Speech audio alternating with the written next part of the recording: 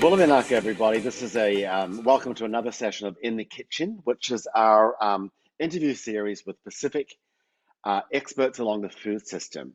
And the topic today is digitalization, biodiversity, and agritourism, specifically around agriculture and specifically around what's relevant to the Pacific following COVID. Today we have a guest who's a friend of mine. I've been following him for some time on social media, Rinesh Sharma, who's the founder of Smart Farms Fiji. You've got to follow this guy on Instagram and Facebook because he's really doing amazing stuff. He's a social entrepreneur, a philanthropist, the founder of Smart Farms Fiji that we're going to hear about. But he's got a whole list of achievements that are insane for someone who's still not even 30 years old. He was nominated for Forbes Asia 30 under 30 High Achievers by UNDP. He represented Fiji at the Young Pacific Summit in 2020. He won the Commonwealth Youth Award for Excellence in Development. I could go on and on and on, but let's just meet Rinesh. Rinesh, awesome to see you. Bulavinaka. Good to see you, This Rinesh. is mine now? Okay. Yeah, all good. I see, by the way, that you just got back from India. What were you doing in India? So I was selected for the Next Generation program by the Indian High Commission and the Indian government. This was all to take the youths, the change makers, who would be the future leaders of their respective nations, to come to India and engage with the politicians, the scientists, the founders, the directors of various institutes, departments of India. So in all, to build a bilateral and multilateral relationship between Fiji and India for building a better world. Fantastic. And this is building a better world. Let's hear about Smart Farms Fiji. Tell me what it is in a nutshell and what inspired you to create it. Well, Smart Farms Fiji is a social enterprise that focuses on tech embedded farming systems in Fiji Islands, and we just don't grow crops soillessly, but also in the soil as well, but in controlled conditions, giving rise to precision agriculture. In very simple, precision agriculture is just keeping or mastering the basics of the parameters that are required to grow crops successfully. And from cultivating crops, Smart Farms Fiji thought, it's about cultivating mindsets. We needed to create more farmers because you can have the best technology, but you need to be people who are inspired, who have passionate, and who take that responsibility for regenerative or modern agriculture. So that was the whole goal. And I guess till date, we've trained over 13,000 people. How many people? 13,000 in the span of 13,000 people. In the span of 5 years for a nation like Fiji Islands. Yes. That's impressive. And this is farmers, commercial farmers or backyard farmers, or this is a whole of commercial farmers, even other the founders for other businesses who saw agriculture as an opportunity to venture into. This is for people who have never farmed. And most recently, we trained the special needs kids for modern agriculture from the Lodoka Special School. And so, yeah, I think agriculture is for everyone. Because if you love food, if you can consume it, you must know how to grow it, because that is self-sustainability. Good health and wealth is the backbone of any individual. So one must need to know how to grow. That's making food security just something personal rather than something the governments fix or whatever. It's you're managing your own food destiny and your food life in many ways by approaching agriculture in that way. So what about how does it work? What do you do? How does your process work? So, well, to answer your first question, what inspired me was I was doing engineering in India, and I looked back in Fiji of I need to go home and do something. So, we are still a developing nation, and due to mass migration, I feel like there's a lot of gaps in many sectors. But as a visionary entrepreneur or having a mindset of a leader, I think you need to see these gaps as opportunities that you can call it yours, and also give back. So I devised a tech embedded farming system all from scratch and connected it to a greenhouse to have a controlled condition, because we have an issue of inconsistent supply. So this was me at the age of 24, who had this idea, and I've given my 2 years. And since that day, I've given it every day, because it takes multiple research and continuous research and work to work with a variety of plants to be successful with it. And that too with climatic conditions that are continuously changing and making it harder to cultivate crops. And how does it work is when I was 21, I started a company called IG Distributors, and I was wholesaling agricultural products. So at the age of 21, all my customers were farmers.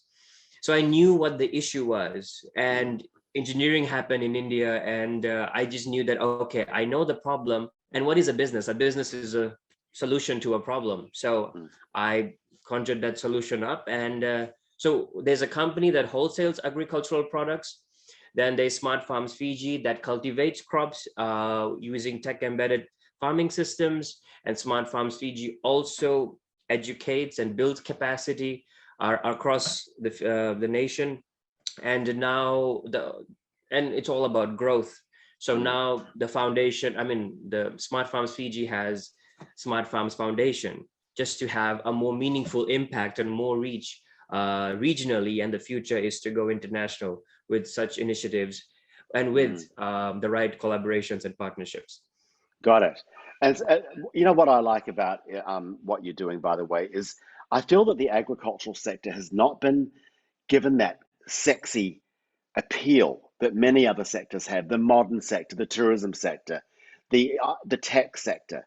They are aspirational sectors, and agriculture hasn't had that person that's saying, "Listen, guys, this is sexy too." I mean, I see you as being that guy, Rinesh. How do you feel about that? Well, well, thank you. That's a compliment. Um, I have been modeling for the past 10 years, and I think all I need to do was take that confidence from the shoots, from the runway shows, and just, incorporate it into being a farmer. Mm, And knowing that farmers, are seen as unprivileged or illiterate, and they were not given the respect that they deserve. So I think to strengthen a backbone of any country, you need to give farmers the respect mm, and the honor that they always deserve. So I think whatever happened or how life has gone for me, from being a model now to being a role model and to be a very proud Fijian farmer, reaching regional and international stages and making a mark and saying that, you know what, farming is a job of honor, prestige, and dignity. mm, And yeah, and you're never too small to make a difference. So absolutely. yeah. I mean, we've been talking to a swag, a group of woman farmers and some, or woman growers, they call themselves, and they very smartly carved out almost a home business niche where they do value-added products from the mango tree that just grows in the backyard. But that's a farmer too. So Yeah. tell me about the range of your quote unquote clients or consumers. The since we have a variety of products and services we offer, so when it comes to the agricultural products that we wholesale, from cane knives to files to Mm, gumboots, we have a variety of those. So we have the customers from the corporate hardware stores to the individual buyers. So it's right from the top to bottom, bottom to top. When it mm, comes to the cultivation of crops, it's the same, from someone who's not enabled to someone who is able, to someone owning a mega business, to someone who's just a graduate or still in even high school. Because the whole idea was creating the importance of good health and wealth, and that was mm. to empower you to take the initiative for self-sustainability. So I think Got it. that message was something I really wanted to impart across, and that got me the whole range of customers. And now with the educational aspect of teaching people to cultivate, again, you have a range of from the top to the bottom, people who want to participate, and because Right. it looks good. Mm, It looks good now, it looks clean with hydroponics, or with tech mm. embedded systems, or you Mm. have your smart devices controlling your farm. When you add tech to agriculture, it already makes it sexy. You just need a It good model does. for it. It does. So Yeah. it sort of fits into everything I do. Yeah. Yeah. Yeah. Being the model, the brand Apple, the whole lot, it all works Being the together. face of modern agriculture. Yeah. Yeah. Yeah. So digitalization is a really important part of this, isn't it? It's about putting convenience and kind of tools into the hand of the farmer. Speak to that a little bit, if you would. Yeah, I think in terms of digitalization is quite advanced agriculture, but I think just having technology embedded farming systems, let's say instead of using forks, spade, you're using rotovators, you're using land tillers to cultivate soil, because to grow plants in soil, we don't feed the plants, we feed, or we feed the soil, and the Mm, soil does its job, so land preparation is very important. Like, let's start from the basic land mhm, preparation. So you need the right tools. Again, with the feeling the brunt of climate change, it's quite brutal to be working in the sun, from 1 a.m. to 1 p.m. to 4 p.m. Because I've had 12-hour shifts on the farm, so I know how it feels to be a farmer. But with these technology embedded farming systems, it makes it a bit easier, because it's a stage from the mhm, seeds to cultivation of crops mhm, to the harvest to the logistics to the restaurants, and then what you guys do. You guys are mhm, experts mhm, with how you it's an art when you cook mhm, food. That's what I think. So yeah, I think what we have done with digitalization is just a very small mhm. aspect to this supply chain, and that was just to have controlled conditions. Because one thing is that we have a major issue, right, in the entire Pacific region and many parts of the world, with pestations.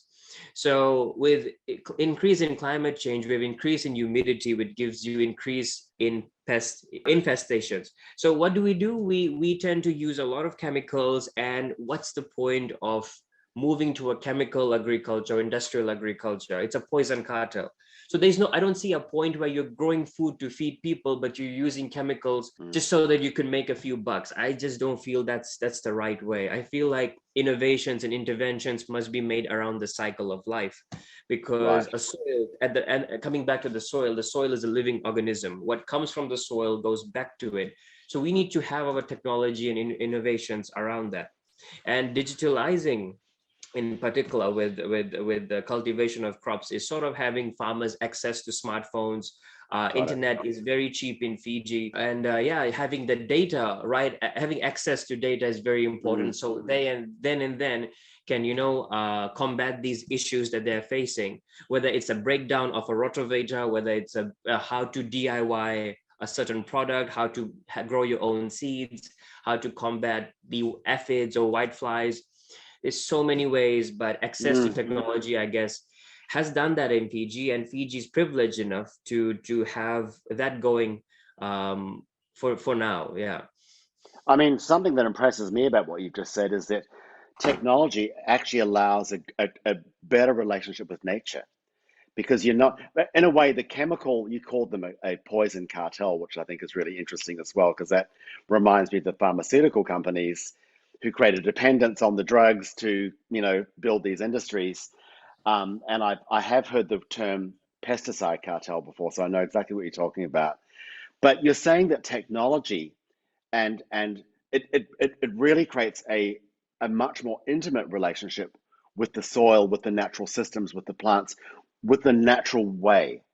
And I think that's something that maybe digitalization has not been seen as facilitating. But would you say that's a correct way of looking at that? The reality of innovation is that only 1% is successful. Mm, And to sell ideas, to use jargons, is widely being done for decades. But the practical and the realistic implementations haven't really been seen, because when it comes to, let's say, you're talking to a farmer who's 55 years old, he's not going to use a smart device. He's like, I'm experienced enough to know to mm, calculate things on my own. I see this insect. Oh, I know it's going to rain tomorrow. I know what to do with my crops. But it's all, I think, about taking that experience knowledge, mm, mm, combining it with what today's climatic conditions are, and then, having the backup of technology and having access to information. I think that information shared or yeah, knowledge yeah. shared is powerful, and the technology comes in here. I guess these sort of little aspects to be integrated together only can give rise to a very successful industry, the agricultural industry. And because because the food industry depends on the agriculture industry. You don't Absolutely. have food, you don't have restaurants anymore. Yeah. But Yeah. everyone wants a good meal, but no one wants to even plant a crop or Mm. acknowledge someone who Mm. does.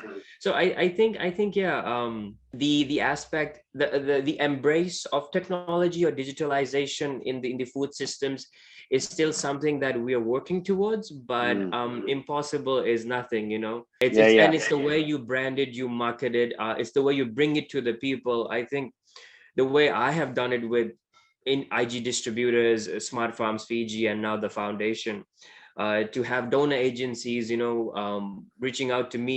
I think that's already a big deal. That they'll, for Absolutely. someone like me, that a farmer is under the limelight. They want to work with a farmer who's cultivating crops, and mindsets. So I think change. I mean, definitely, but it's gonna take time. Good things take time. They do, but I mean, it's amazing what you've done already. It's very inspiring. I know that we've talked about my friend Cherry Atilano in the Philippines, who's a very inspiring figure Very herself. inspiring. And some of your language is the same as her. She talks about the ecology of dignity, and that farmers have not been given the respect that they actually deserve as the leaders, really, of the food system. She talks about her efforts, and you've just spoken about yours the same, about cultivating mindsets. She says, I don't just teach farmers how to grow, I teach them how to dream. That is beautiful. And the other thing about both of you, you're both charismatic, you're good looking, you present in a very sexy way. And I love that's actually really valuable because that upends the notion of the farmer being this person who's out in the land and is not sophisticated. And that's a misperception that I feel has done the farming industry a disservice. So I really appreciate your work in that. And I take you very seriously as a model and as an Instagram star because that flows into the farming sector, and you put a very positive light in there. So I really value that, Rinesh. Thank you. I want to hear from you about next. What do you think what's your growth look like? What do you think needs to happen in the kind of agri-food system sector in the Pacific next? Well, looking at the Pacific Island as a whole, I think we need more resilient infrastructure and ecosystems in place, not just in terms of modern agriculture, but I think the definition of modern agriculture is regenerative agriculture or even regenerative tourism, because a major part of having tourists on shores is, the food, the food, that's is one of the aspects. So I feel like giving local the taste of what local is, what Fiji is, I think that's a key element in selling, tourism as a whole. And in particular with the foundation, or with Smart Farms Fiji, who works closely with the foundation, we have just been awarded climate finance for agriculture. We'll be working with 150 youth farmers for modern agriculture and providing them equipments on how they can cultivate soillessly and on soil as well. And the whole idea is to create these not just farmers but agri entrepreneurs for the future, because if you can grow it, you can harvest it, you can sell it. Usually we have someone right in the middle doing the logistics. That's where the prices change, because the whole mindset is to cultivate so many farmers who cultivate so many crops where the prices of food decrease actually. And a local farmer can grow less but is able to sell to the supermarkets at a very reasonable and good price compared to the imported price. Because what happens with imports is the quantity is large, so the price per unit is less, Mm. and somehow they turn to buying imported products. But here it's all about giving the locals the visibility. But how? So that how is just a three letter word, but that is major. So I think that's what the NGO is envisioning to do. And in terms of the first company, Introgreen Distributors, we are implementing some of the world's most advanced, you could say, technology embedded equipments, not technology embedded equipments that are necessary for the cultivation, for successful cultivation. So all in all, and in terms of education, I've partnered with I've built some nice, good collaborations with some leaders around the world, because I was just in Singapore at the Youth Collab Summit with some of the Asia's most successful founders, and not just in terms of the agriculture sector, but in terms of the medical field as well. I am quite focused and envision on improving the healthcare of this country. Yeah, and the reality is that, people eat more medications now more than they eat food. So it's all Mhm. about, giving a knock on their door and telling them, you know what, you need to eat more healthier ways of food than, being dependent on medications. You won't need the medication. There's a whole cycle there. I mean, Yeah. it's you're talking about an entire system here, and you're also talking, I think, about the future of farming and the future of food. So it's really inspiring to talk to you. I mean, I think anyone who sees this is going to want to know you. And Smart Farms Fiji, what a perfect name, really, because it's really about making agriculture efficient, precise, and attractive, really. And you're glamorizing farming in a way that I think has a legacy feel to it. So really, congratulations, Rinesh. And Fiji is much the better for you. I'm sure your growth will be around the Pacific, and I'd be happy to help you with some of the relationships that would help that. Um, Thank you. all the best to you. All the best to you. Any word to any potential donors or investors specifically that you would like to put out there? Well, I like to thank UNDP Asia, UNDP Pacific. I like to thank um, Bill and Melinda Gates Foundation, who were there during the first COVID response, and we were the first five in the world. So again, this success or this impact, this reach, that difference that I have made with my organization was because of these events, these organizations that played a part, and it was all a domino effect, one after the other. It carried weight, and there's just more to accomplish, and I'm hungry to achieve more, and to see the change that I've envisioned.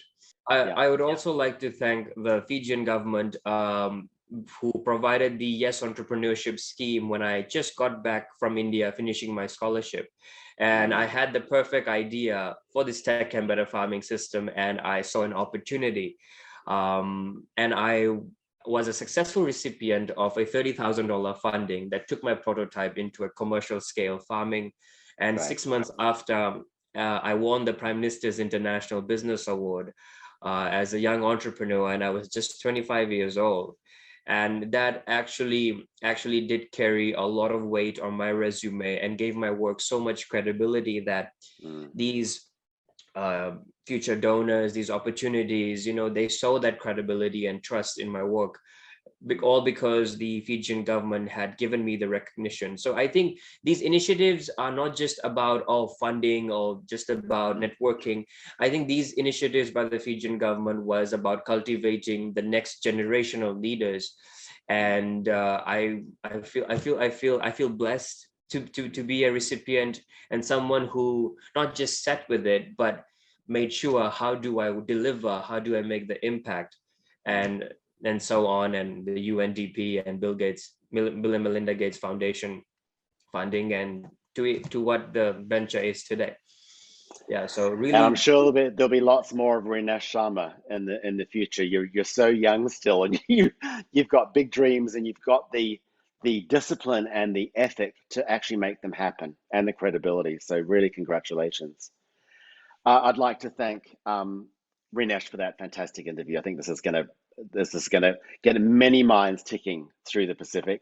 Also, would like to thank the Australian and New Zealand governments for supporting Pacific Island Food Revolution, and FAO for partnering in this dialogue that is promoting the use of digitalization and smart, efficient ways of doing things through that in our beloved Pacific region. Thank you so much.